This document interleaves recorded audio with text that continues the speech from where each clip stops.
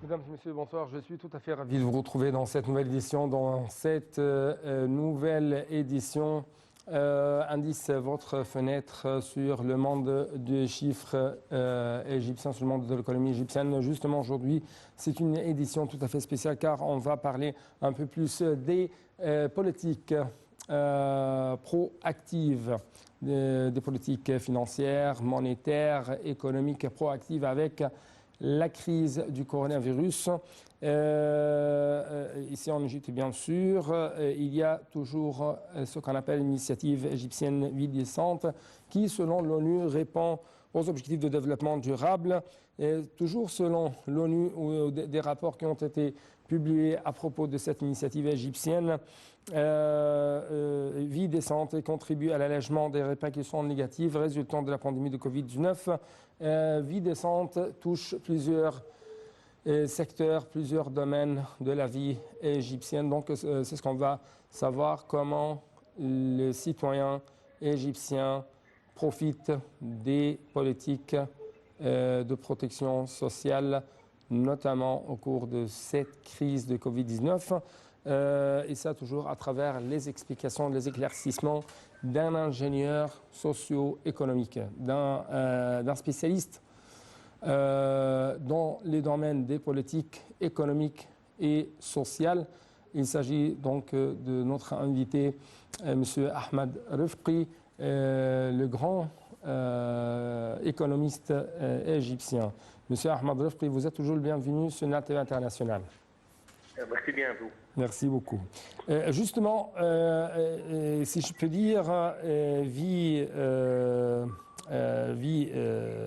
décente a attiré beaucoup l'attention du monde entier, notamment l'ONU, la famille, ainsi de suite, parce que il y a toujours, par exemple, selon l'ONU, l'initiative Vie décente contribue à l'allègement des répercussions négatives résultant de la pandémie de Covid-19 par l'amélioration des conditions de vie des classes les plus démunies et la génération d'emplois à travers des petits et moyens projets. C'est ce qu'a affirmé donc un rapport publié par l'ONU durant les derniers mois, et notamment durant le mois de février dernier. Donc, comment vous avez jusqu'à maintenant observé de telles étapes entreprises par l'État égyptien dans le cadre de cette initiative très importante? J'ai bien observé qu'il y a dès 8 ans, il y a la stabilité politique. Il y a cette stabilité politique, on a bien voir il y a de réformes économiques qui a bien aidé l'État à bien faire beaucoup de projets économiques. Et aussi, nous sommes dans le stage, le troisième stage, le stage social, où il y a beaucoup de projets qui a sur le terrain maintenant. On parle sur 31 000 projets qui viennent parallèlement ensemble pour bien augmenter la bien-être des Égyptiens. Ouais. Et surtout, ces projets-là, si on parle sur le 31 000 projets, ça faut avec 6 réunions les Égyptiens. Le plus grand projet de cela, c'est la vie décente. La vie décente, c'est un projet intégré qui avait bien aidé 55% de la population égyptienne, surtout les Égyptiens qui sont dans les compagnies, le village. Et c'est un projet intégré, c'est pour faire l'infrastructure et aussi pour délivrer de l'eau potable pour les gens-là, pour bien aussi d'avoir des logements, d'augmenter aussi la vie sociale des gens là, et aussi pour faire beaucoup d'écoles et beaucoup de projets économiques pour les femmes qui sont incapables de trouver des offres d'emploi. Et aussi il y a beaucoup des hôpitaux, ils ont ouvert des hôpitaux. Et ici on parle sur les villages, le nombre de villages en Égypte, c'est 4500 villages. C'est pour ça qu'ils ont fait pour travailler sur 3 étapes. La première étape, ça va finir de cette année, et on parle sur 350 villages. Mais dans 3 ans, on parle dans un budget qui a commencé avec 515 milliards d'égyptiens. Et maintenant, notre président il a augmenté ce budget-là pour être 700 milliards d'égyptiens. Et ça, c'est le plus grand projet le cas rural en Égypte. C'est le plus grand parce qu'il va vraiment changer l'état de vie égyptien et aussi il va minimiser le départ des gens vers les villes parce qu'ils vont avoir tous les services sociaux, les services médicaux, les services gouvernementaux dans ce village-là. Utilisant le guichet unique gouvernemental dans chaque village. Ouais. En fait, on trouve que la vision de l'Égypte de 2030 vise une stratégie nationale de développement durable. Et ça, bien sûr, se concrétise dans l'initiative de vie décente. L'un des objectifs de vie décente, c'est comment diminuer la pauvreté multidimensionnelle et le taux de chômage. Donc, comment vous observez, encore une fois, les étapes qui ont été entreprises par l'État égyptien pour atteindre de tels buts? Bien sûr, le progrès d'État vers le problème social, le problème avec le chômage, et des choses encore, c'est toujours la croissance des populations. Parce que toujours quand il y a des efforts des États, l'augmentation de la population, il ne peut pas qu'on sente ces efforts.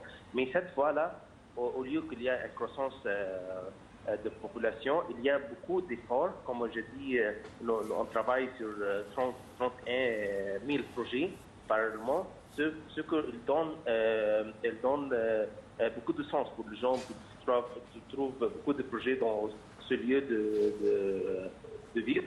Ouais. Et aussi, on voit, au lieu de l'épidémie de Covid-19, on voit que le taux de chômage, il diminue. On parle maintenant, il a diminué de 9% vers 7%. Au lieu que les autres pays où il y a de chômage, il y a le Covid, le taux de chômage, il augmente. Et aussi, le Covid-19, il nous a bien aidé pour accélérer les projets, le 31 millions, 1000 projets. Parce que, par exemple, le développement ou de convertir toutes les choses doit être digital. Les maps, les systèmes digitales.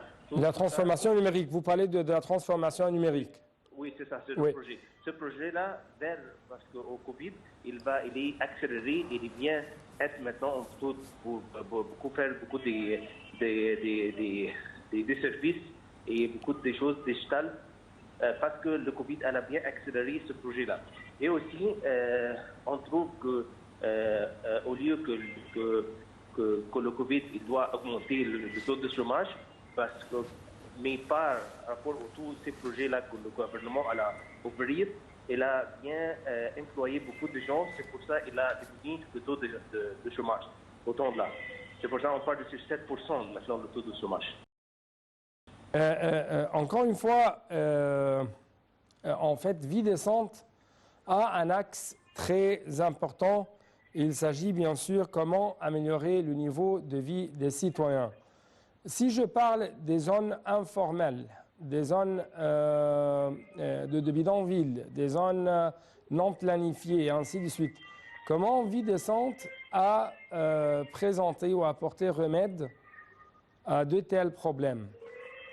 Je pense parce que le projet, dès le projet qu'on a parlé, le projet de logement et surtout le projet de Vie décente, il a bien mettre un standard, c'est-à-dire que chaque citoyen il doit avoir un logement décent pour lui et pour sa famille. Pour ça, le gouvernement a ouvert beaucoup de projets de logement et aussi le Banque centrale il a facilité donner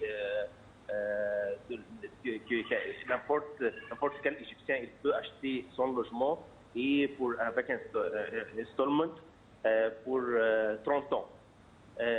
Ça a bien aidé beaucoup de choix pour les Égyptiens pour trouver un bon logement. Et si on parle avec Vie décente, avant Vie décente, que les Égyptiens qui vivent dans les voyages, dans le village, ils essayent toujours de voyager vers les villes pour trouver du travail, pour trouver un bon logement, pour trouver un bon vie sociale. Et dès le vie de centre, projet de vie de centre, il va mettre tous les services que les gens trouvent dans les villes, elle va être dans le village. Et ici ça me mène à une autre question. La vie décente est une initiative qui repose en fait sur un axe essentiel, c'est le développement des infrastructures. Et la question qui circule, comment les citoyens profitent d'avoir une infrastructure très sophistiquée sur le terrain? Avant, on avait des problèmes, par exemple, non tous les Égyptiens qui ont l'accès de l'eau propre dans son maison. Les pauvres, ils n'ont pas d'accès de l'eau d'autre, ils doivent aller pour chercher de l'eau, voir distance et des choses comme ça. C'est pour ça on peut dire que 50% de le budget de la vie de centre, qu'on a parlé de 700 milliards de livres égyptiens, 50% de elle, c'est vers les infrastructures nécessaires par pour délivrer de l'eau par chaque logement et par chaque famille pour avoir de l'eau. Et ça, l'eau, c'est quelque chose de très important. Et c'est pas seulement ça. Il y a un autre problème que non tous les gens là-bas dans le village, ils ont d'électricité. Mais maintenant, aussi la compagnie d'électricité égyptienne, elle a bien connecté tous les villages anciens dans le projet de vie du centre pour délivrer de l'électricité pour chaque logement. C'est pour ça, pour avoir de l'eau et de l'électricité, ça c'est des choses basiques. Mais avant, ces familles, elles n'ont pas de l'eau, elles n'ont pas d'électricité. Et quand la famille aura de l'eau, on peut savoir bien que l'eau et le hygiène, il va diminuer vraiment les maladies dans ces villages et aussi d'avoir de l'électricité. L'hygiène, vous parlez de l'hygiène? L'hygiène, oui. Il va diminuer. La vie est devenue plus hygiène. Oui. Et aussi d'avoir de l'électricité. Les gens peut-être après ça, de avoir des ordinateurs, ils vont être connectés sur l'Internet, ils ont accès sur les informatiques. Et tout ça, ça va augmenter l'espoir des gens. Oui. En fait, investir dans le capital humain représente l'un des axes les plus importants, les plus principaux dans vie décente. Comment? Est-ce que vous pouvez répéter la question? Oui. Oui. Investir dans le capital humain. Développer le capital humain. C'est l'un des buts, l'un des axes essentiels sur lesquels repose l'initiative Vie décente. Comment? Bien sûr, c'est très important. Le Vie décente, il a 14 pillars, mais un de ça, c'est l'éducation et la formation des gens humains.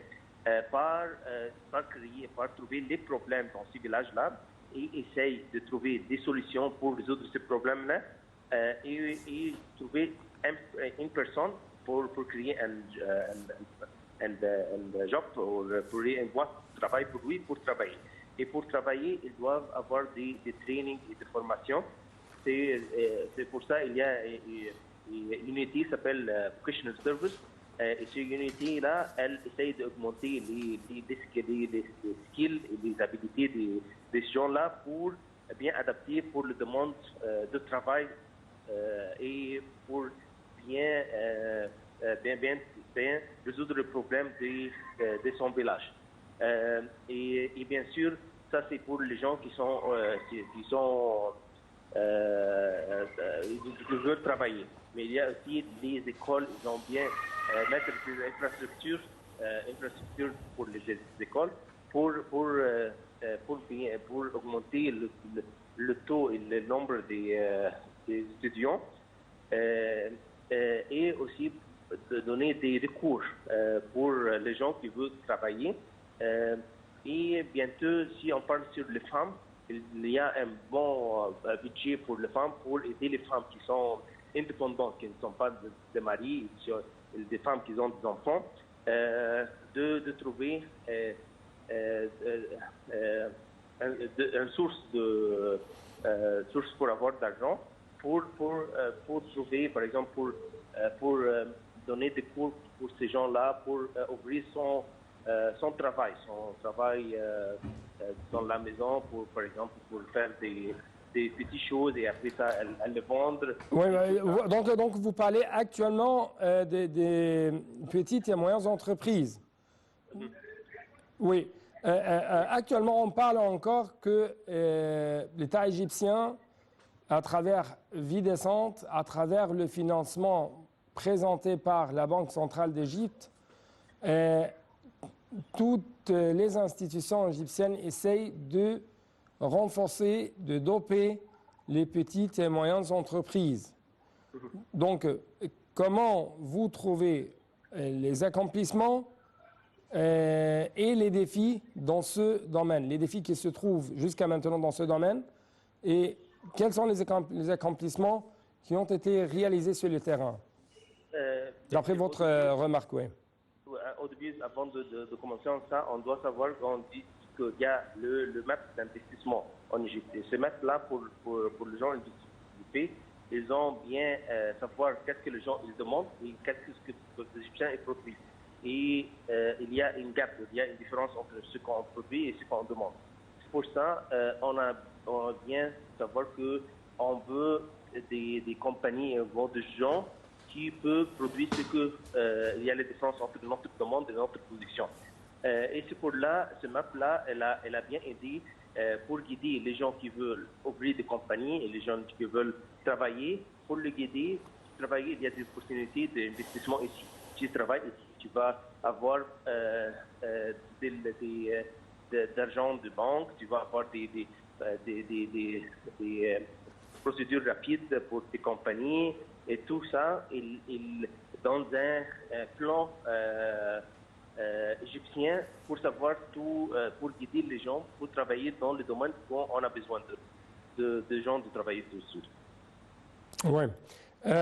J'ai une autre question en ce qui concerne les politiques économiques proactives qui ont réussi à épargner l'économie égyptienne du poids intégral de la crise de Covid-19. Et ça, c'est une en fait phrase empruntée d'un rapport présenté ou publié récemment par le FMI en ce qui concerne l'évolution de l'économie égyptienne. Et en même temps, on trouve que selon les explications du FMI, les politiques du gouvernement égyptien réalisent un équilibre entre les dépenses prioritaires de la santé et de la protection sociale et la durabilité financière. Est-ce que vous pouvez nous donner un peu plus d'éclaircissement en ce qui concerne cet équilibre? Comment l'économie ou le gouvernement égyptien le réalise sur le terrain et quel est vraiment l'impact de ça sur l'évolution et la performance de l'économie égyptienne? C'est très important parce que notre GDP, la croissance normale, c'était 6%, on a expecté 6% avant le Covid-19. Et bien que nous avons bien divergé notre source de income, revenu. On a même dans le Covid, on a maintenant notre GDP, c'est presque 4. Le GDP, c'est le produit intérieur brut. Oui, oui. C'est presque PIB. 400 milliards de dollars. Et ça, il y a 225% de cette GDP, elle vient de nouveaux produits de gaz et de pétrole. En avant, notre source de GDP vient de tourisme et vient de transfert d'Égyptiens qui sont en étranger. Mais maintenant, on a divergé, on a beaucoup de sources, beaucoup de projets. C'est pour ça, si par exemple le tourisme dans le Covid, elle doit diminuer. Mais elle diminue, mais il y a des autres ressources qui ont augmenté. Pour ça, même si la majorité des pays, il y a des croissances dans le GDP, mais il y a une croissance égyptienne. Même maintenant, on parle vers 3,5%. On a projeté de 6%, mais maintenant, on a presque 3%. Ouais. Et, par rapport aux autres pays, je pense que nous sommes les seuls dans notre région qu'on a une croissance positive pour notre GDP. Oui. Donc, vous soutenez même cette note affichée par Fitch en ce qui concerne l'économie égyptienne, qui, selon Fitch, représente un point lumineux dans la région du Moyen-Orient. Oui, bien sûr. Et pas ça par rapport au lieu qu'il y a une décroissance dans les projets et dans les activités, mais notre gouvernement, elle a bien vu ça, le Covid, elle a augmenté les projets, parce qu'on a dit 31 000 projets, et ça a créé beaucoup de travail pour les gens et beaucoup de compagnies, elles commencent à travailler, des usines commencent à produire des services et des produits. Et notre président, il a bien dit que n'importe que l'argent on va mettre dans les projets-là, elle doit être dans un cercle fermé. C'est bien qu'il n'y a pas tous les produits doivent être bien made in Egypt, fabriqués en Égypte, et pour avoir une close loop de notre économie dans cette épidémie de Covid-19. Et maintenant, on voit qu'il y a même, nous sommes, comme vous avez dit, que nous sommes le seul ou un point lumineux dans la région. Nous avons un GDP positif par rapport à ces projets-là et par rapport à multidiversity de notre GDP. Ouais. Donc, vous parlez que nous possédons une diversité de revenus en ce qui concerne le produit intérieur brut. Et ça représente le point lumineux pour l'économie égyptienne, n'est-ce pas? Oui, bien sûr. Oui. C'est ça. Parce qu'en avant, on compte seulement sur le tourisme, mais maintenant, on n'a pas de tourisme. Il y a maintenant, mais en plus, on a plus de revenus. Oui, et on se dirige de plus en plus vers l'économie verte, vers si je peux dire, restructurer la campagne égyptienne. Et à cet égard, on trouve que, par exemple, le Premier ministre a déclaré que le projet de développement de la campagne égyptienne est l'icône de la nouvelle République d'Égypte. C'est un projet le plus imposant dans l'histoire de l'Égypte. Est-ce que vous êtes d'accord avec de telles qualifications? Bien sûr, parce que si on parle sur le capital administratif d'Égypte, on a besoin de ça parce que avant, on a vécu toute notre coopération. Je parle de la campagne égyptienne. Oui, et la grande icône de la nouvelle République égyptienne. Oui, pourquoi? Parce que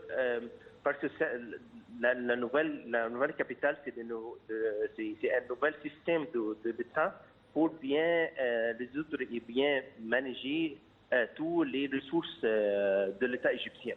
Et c'est pour ça notre président, ils ne sont pas seulement une seule capitale, il y a trois capitales.